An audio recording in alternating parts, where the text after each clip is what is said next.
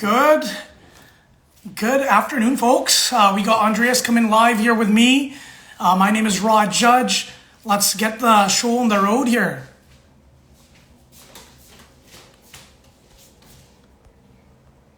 Give me a second here. Okay, Chris online here with us.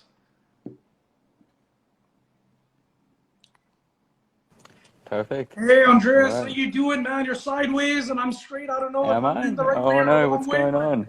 we're both online. So, guys, for Excellent, that, for those of excellent. you Let guys me don't flip. know, Andreas is here with the Rennie Group. They deal with a lot of pre-sales all across the Lower Mainland. He's a fabulous guy. He's a real estate agent. He's from Australia. He's here now. He's here though, right?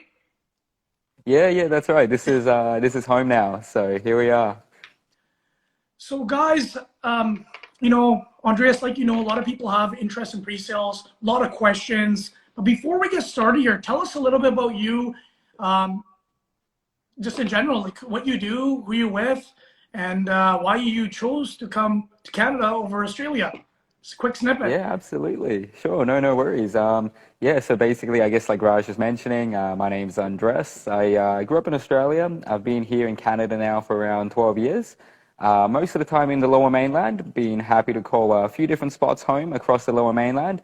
At the moment, I'm living mostly in the South Surrey, White Rock area.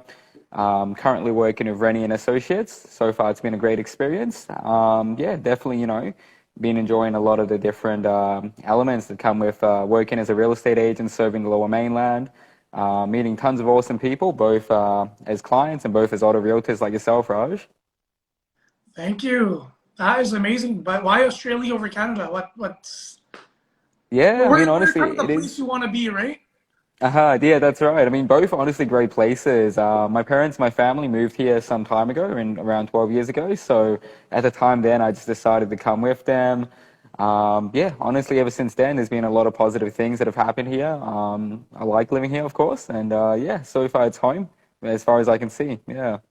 Okay, so with that being said, we're just going to dive right into this topic here. Awesome, Pre-sales. awesome. There's been a lot of buzz, especially since last year. Pre-sale, pre-sale, pre-sale. What is a pre-sale? Who is it right for? Is it a good buy, hmm not a good buy?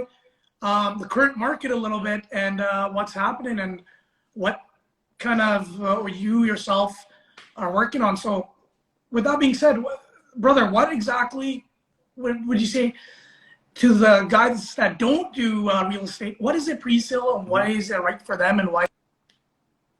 Awesome. Yeah. So I guess to dive into that, basically, what is a pre-sale?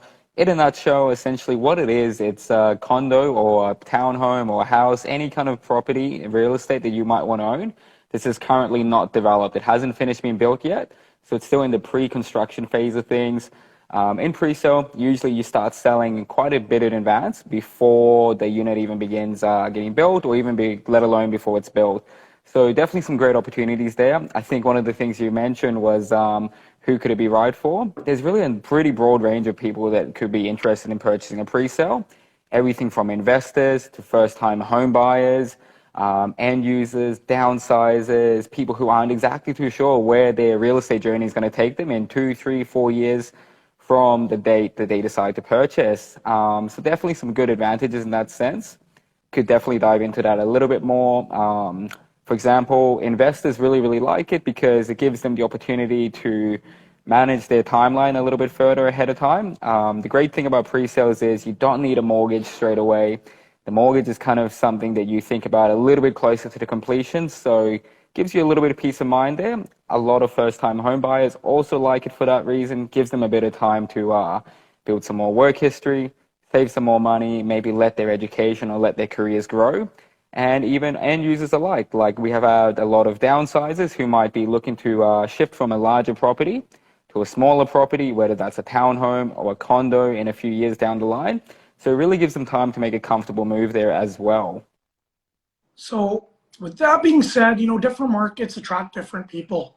I think last hmm year we saw like a ton of investors, everyone like was like, hey man, I want to invest, I want to invest. And I think that almost there were more investors last year than first time home buyers, or kind of mix of both. But investors were, you'd say, like the number one pusher for a lot of the pre-sales, right? Absolutely, yeah. I think there was definitely a good balance between both end users, investors, but a lot of investors definitely did decide to get into the market, especially in certain communities, like you were mentioning. At the moment, for example, I'm working on a pre-sale right in the North Surrey area, really close to Surrey Central.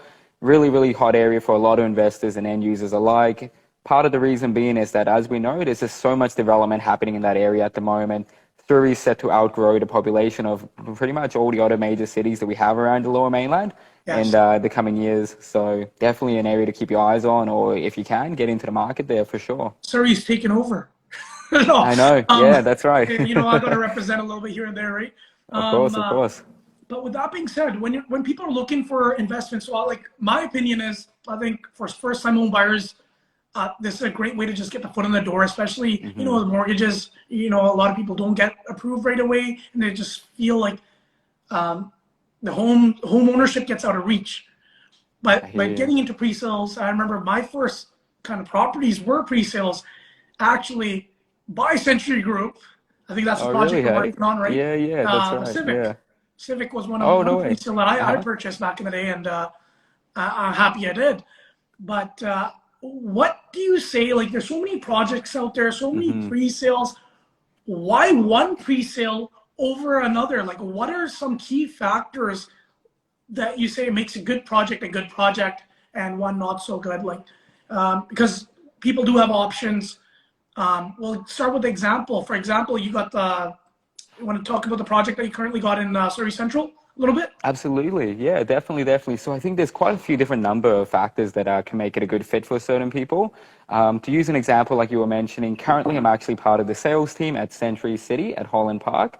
It's a new project by Century Group. It's going to be a total of 4 towers, two of which are residential. And the first thing that comes to mind for myself and what's been really attractive for a lot of people is location. Location is really, really important in general. I know there's the old age saying of location, location, location in real estate. Never goes away, always stays true. To give you an example, for this project in particular, Century City at Holland Park, we're literally right across from the King George SkyTrain station on one side there, and right beside Holland Park on the other side there, which is 25 acres of green space, not going anywhere anytime soon, in a densely populated area like Surrey Central, North Surrey. It's invaluable to have something like that right at right at your doorstep there. So definitely a factor that a lot of people look for is location. Definitely a great option there. Another thing that makes it really, really interesting as well is in terms of amenities and such. A lot of people kind of look ahead of time what kind of amenities they can see working for them in the coming years. If it's an investment, what kind of amenities their potential tenants and such will like. So that's always another factor. As to other things that could be something good to keep in mind would be unit selection. That's one of the really important things I always like to remind people of is when you're in the early stages, if you're working with a good realtor like yourself or even like myself, and you have good access to good opportunities at new developments, you have a broader range of unit selection versus in the resale market. So you can really find a unit that suits your needs right now or in the coming years. So definitely something to keep in mind there. Lastly, of course, the developer is important to keep in mind of as well. For this example, Century Group is the developer. They've been in the Lower Mainland for around 65 years, developing a number of great communities, especially in the Tsawwassen Delta area and across the Fraser Valley. And of course, the Civic Plaza Hotel, which is where you managed to grab your first few units there as well. So definitely have a strong reputation, and that's always something you want to keep in mind. So that's one thing. By the way, guys, if you're checking out the live, feel free to ask us questions. We got Hmm. Andreas here, whether it's pre-sales or just any question that's on your mind, feel free to drop it in there. But regarding that what you just mentioned, the reputation of the developer, with Hmm. so many homes coming, like you see a lot more pre-sales now, a lot of homes come in. Who do you choose? I think it's very important to see someone's reputation, especially when the build out's going to be a few years later. Will they change the price on you? Will they? There's factors that's already in the contracts, but reputable builders typically keep their word for majority of at least the main part of it. Little changes obviously do happen with any build. Things happen, right? And but I think choosing a reputable builder is big time. Yeah, absolutely. And I like what you mentioned there, speaking a little bit further into the contracts, into the paperwork and such. One of the things we've seen a lot of recently is, of course, building prices. Cost of building is going up quite a bit. One thing to keep in mind out there is a lot of new developments and a lot of developers are putting certain clauses into their contracts that allow them to actually increase prices as the cost of developing goes up, for example. So I know for us at Century City, we don't have that clause in our disclosure statements and our contracts there. So that's definitely always a good thing to keep in Wow, mind. that's a big Yeah, deal. yeah. I know it kind of really can be impacting for some people in terms of the end price they pay in the long run. Yeah, Yeah, no, that clause is very dangerous, especially when the market starts changing and then boom. exactly. And especially if you read the news in Toronto, things are I going know. haywire there. Down here, we're lucky, a little bit more stringent and, a lot more reputable builders, but over there, people are taking the money and going. Oh, So, I know. Yeah, and we got a couple questions here in the comments we below. do. We do. They're asking Um, you completion, starting price, based on the current availability. That's awesome. a good one, Okay, thank current you. availability. Yeah, that's important. Always, always. Thank you, Okay, Jazz, thank for the you, question. Jazz, for the question there. Yeah, so basically, completion is set to complete around late 2025. That's when the residential tower, the first one, is set to complete. In terms of starting prices based on current availability, off the top of my head here, what I recall is for one bedrooms, we have them starting as low as the lower 500s. And then for two bedrooms, you're looking right around the higher 700s, right around that 800 onwards. Part of the reason being is our floor plan's actually mostly over 800 square feet for the two bedroom units there. For the two bedroom and dens, you're looking at something a little bit north of that as well, for sure. Beautiful. Yeah. And regarding that location, I Hmm. remember location whenever I talk to my clients, I'm like, hey, for buying your pre-sale, um, anything I do is long term. Can you get the short Yeah. term flips? We'll talk about short term, assignments, this and that. I think you guys are going more gearing towards people that want to eventually live in that building, create a culture. I know Boza over here did the similar style project where they're trying to Hmm. create rentals, they're trying to create home ownership as well as amenity buildings. In your project, from what I remember, you guys do have some rental towers which are separate, right?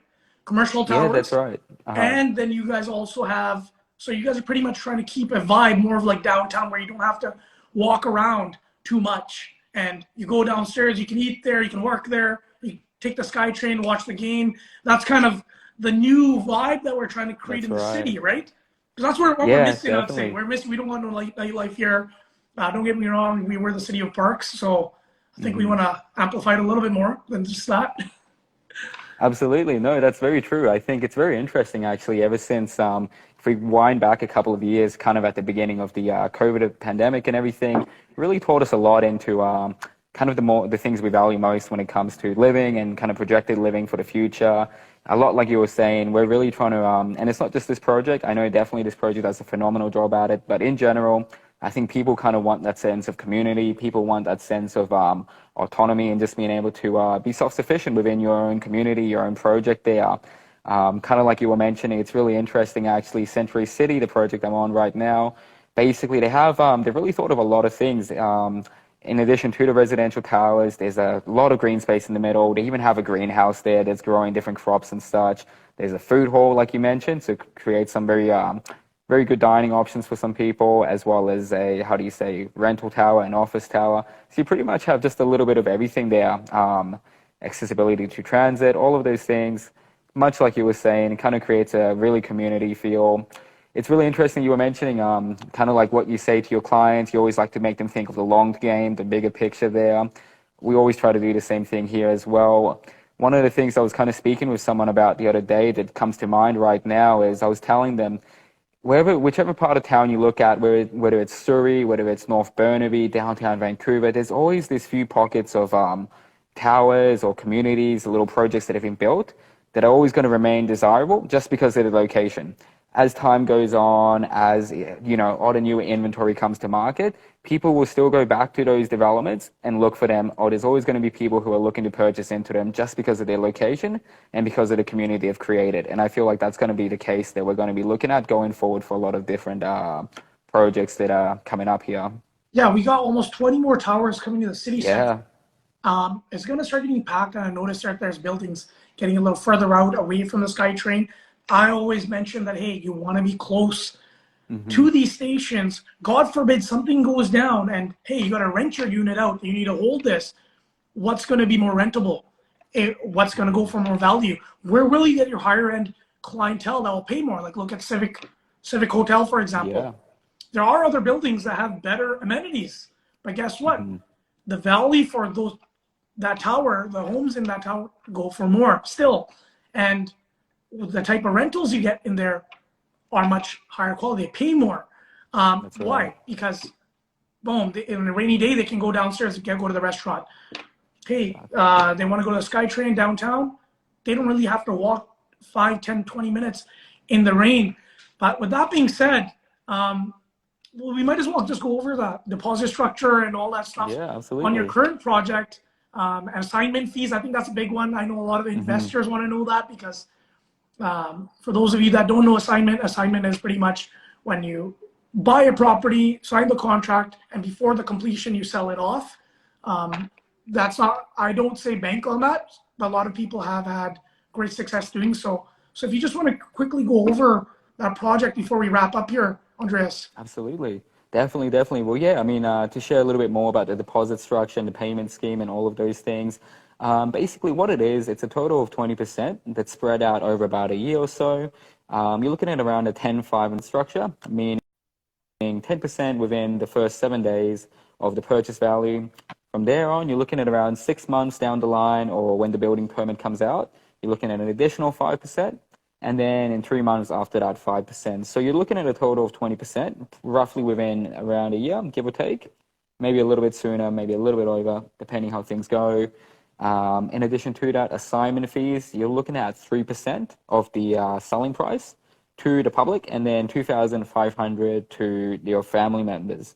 Really interesting time for assignments. I know, like you mentioned, some people have done incredibly well on them in the shorter term, especially some years ago.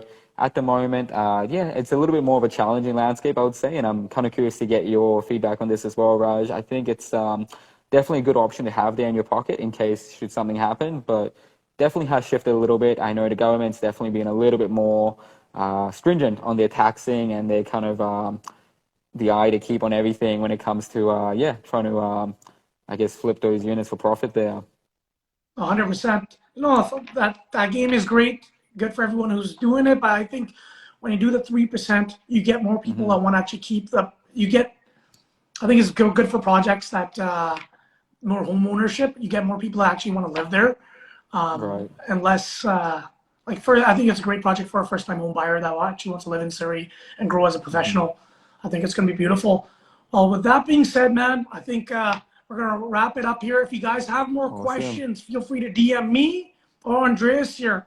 We'll definitely love your input. And if you want to know more things, feel free to reach out to me. We'll catch you guys soon. Awesome. All right, everyone. Thank you. Thanks, Raj. Take care. Guys. Take care. Bye. Bye.